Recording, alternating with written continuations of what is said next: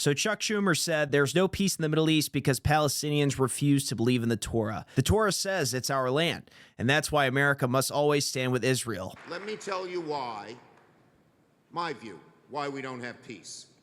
Because the fact of the matter is that too many Palestinians and too many Arabs do not want any Jewish state in the Middle East. The view of Palestinians is simple. Well, the Europeans treated the Jews badly, culminating in the Holocaust, and they gave them our land as compensation. Of course, we say it's our land. The Torah says it, but they don't believe in the Torah. So that's the reason there is not peace. They invent other reasons, but they do not believe in a Jewish state, and that is why we in America must stand strong with Israel through thick and thin.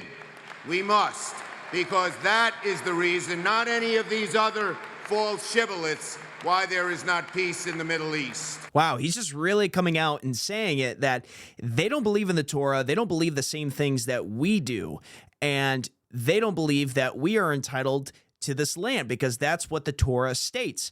So we will do whatever it takes by any means necessary, whether that's going through and mowing down women and children, which they are doing in Gaza, to achieve that goal, which is conquering the entire Middle East, which would give them a huge amount of influence and power in the entire world.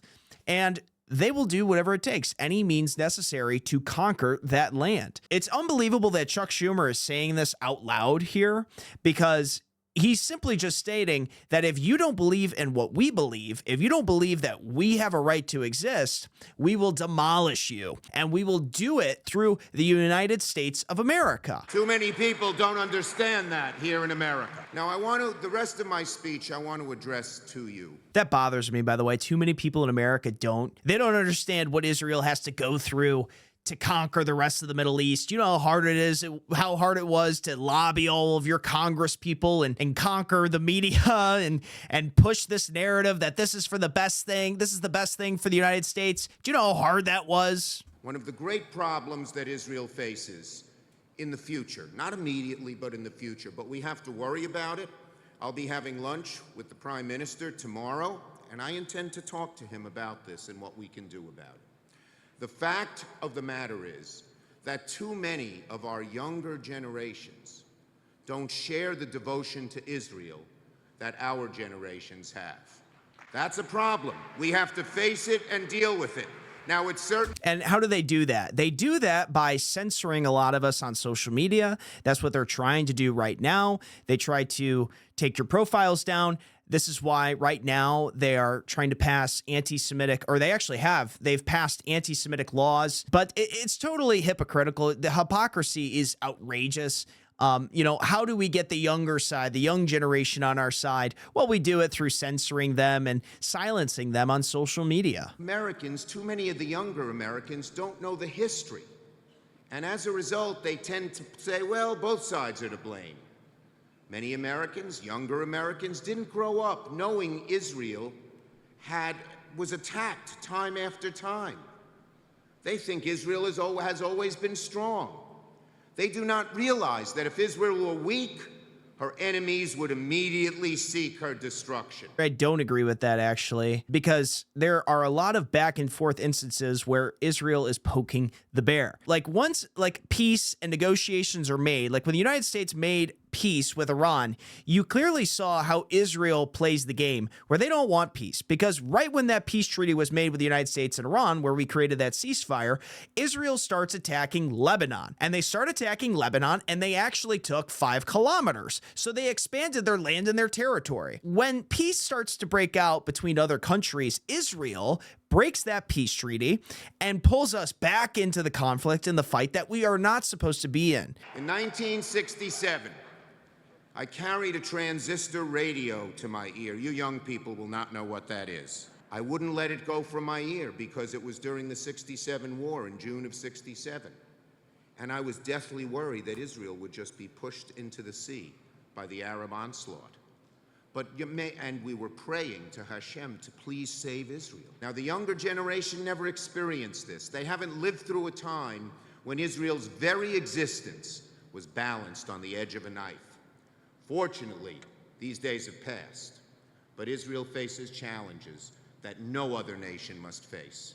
While Putin enables Assad's atrocities in Syria, while a humanitarian crisis unfolds in Yemen, while human rights abuses happen every day to so many in Iran, somehow, to some, Israel receives the blame for a chaotic Middle East. Because you guys heavily advocate that you pull the United States into a war with Israel to go attack these places: Yemen, Syria, Iraq, Afghanistan, and now Iran. This is so detrimental to the average American because when we get involved in these foreign conflicts, these wars are extremely expensive. And how do they fund these wars? They print dollars. They print dollars out of thin air, which drives up inflation. And that's why today you see gas prices are at $5 to $6 a gallon. And then you see that there are currently 630,000 more sellers than there are buyers in the United States of America today. It's the worst time to ever purchase a home in America today. Inflation is hitting all-time high records today. People ask, well, why is that? It's because we are printing dollars out of thin air to fund these forever wars. The most incremental progress by Israel's neighbors and ignores the generous cooperation between Israel and her fellow nations, including her former enemies. The world draws a false moral equivalence between Israel's actions to defend herself and the actions of terrorists who use children as human shields. Only the younger generation knew more about this unfairness. I believe it would affect them powerfully. And there are two... Only if the younger generation would just vote for us. Only if they were on our side and we didn't lose a huge percentage of our voting base. How did we get here? Why did this happen? Why? How? Oh, the irony. Oh my God. It's so out of touch. It's unbelievable. Things we can do immediately that will help rectify this situation.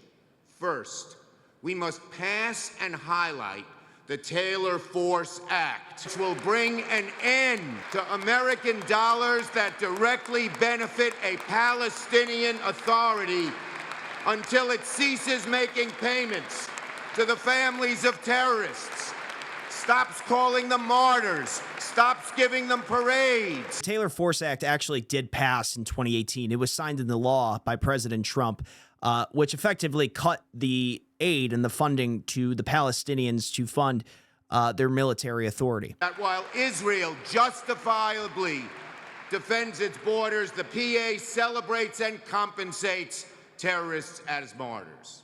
Second, we must continue to stand firm against the profoundly biased campaign to delegitimize the state of Israel through boycotts, divestment, and sanctions. And I agree with him. I don't think we should be funding the Palestinians. I'm actually glad the Taylor Force Act was passed, but I think that we need an act and a resolution to be passed where we stop foreign aid to Israel. I think that we should stop being monetarily involved with this country because we keep getting dragged into foreign conflicts in the Middle East that is just detrimental to the US dollar, and it is degrading Americans. It is so infuriating for most Americans that we are involved in this Iranian war right now. And this is something like Chuck Schumer has always wanted. This is a guy that loves the fact that we are involved with a conflict with Iran right now, and that they are going to dominate and decimate the entire Middle East so that they can take control. While Iran publicly executes its citizens,